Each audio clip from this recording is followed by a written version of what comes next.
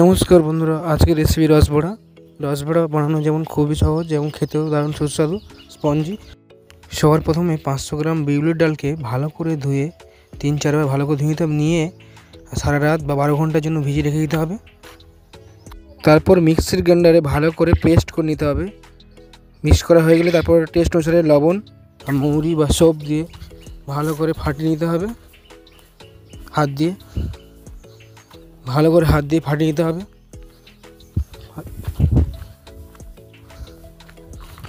প্রায় 5 থেকে 6 মিনিট ভালো করে ফাটাতে হবে।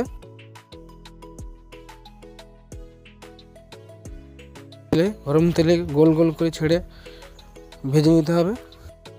লাল লাল করে ভেজে নিয়ে সবগুলো লাল লাল করে ভাজা হয়ে গেলে উঠিয়ে নিতে হবে। গরম চিনির শরবতে কিছুক্ষণ ফুটিয়ে নিলে রেডি হয়ে যাবে স্পঞ্জি টেস্টি রসবড়া।